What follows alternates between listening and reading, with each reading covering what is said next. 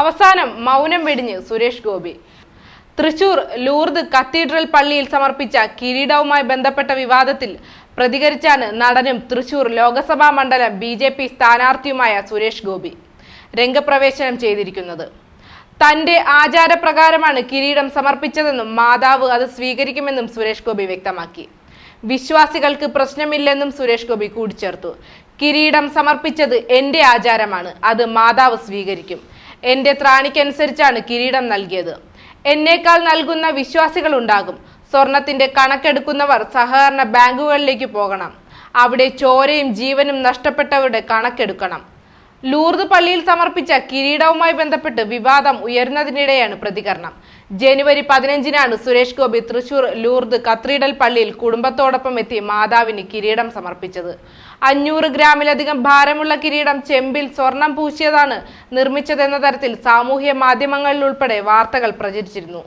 ഇതോടെ ഇടവക പ്രതിനിധി യോഗത്തിൽ കോൺഗ്രസ് കൗൺസിലർ ഇക്കാര്യം ചൂണ്ടിക്കാട്ടി സത്യാവസ്ഥ അറിയണമെന്ന ആവശ്യവുമായി രംഗത്തെത്തിയിരുന്നു. ലൂർദ് പള്ളിയിൽ സുരേഷ് ഗോപി നൽകിയത് ചെമ്പിൽ സ്വർണം പൂശിയ കിരീടമാണെന്ന ആക്ഷേപം ഉയർന്നിരുന്നു. തുടർന്ന് കിരീടത്തിലെ സ്വർണത്തിന്റെ തൂക്കമറിയാൻ അന്വേഷണ കമ്മിറ്റി രൂപീകരിച്ചിട്ടുണ്ട്. പള്ളി വികാരിയെയും ട്രസ്റ്റിയെയും കൈക്കാരന്മാരെയും ചേർത്തായിരുന്നു കമ്മിറ്റി രൂപീകരിച്ചത്. ഈ കമ്മിറ്റി കിരീടത്തിലെ സ്വർണത്തിന്റെ അളവ് ശാസ്ത്രീയമായി പരിശോധിക്കും.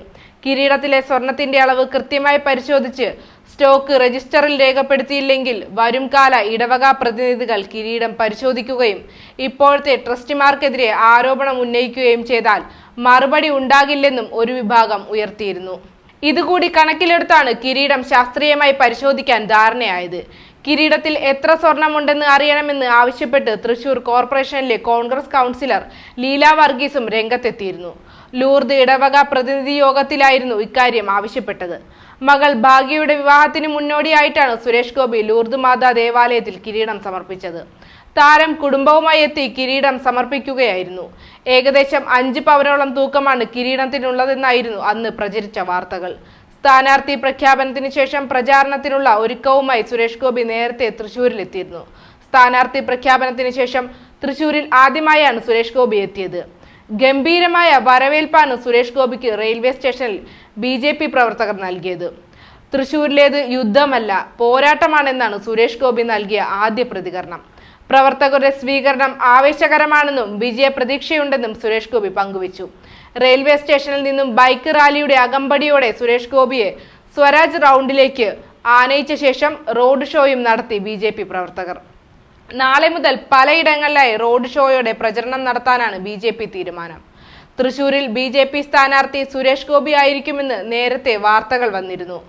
ഇതനുസരിച്ച് പ്രചാരണ പ്രവർത്തനങ്ങളും അനൌദ്യോഗികമായി തുടങ്ങിയിരുന്നു. കഴിഞ്ഞ ദിവസമാണ് ഔദ്യോഗികമായ സ്ഥാനാർത്ഥി പട്ടിക BJP ഇറക്കിയത്.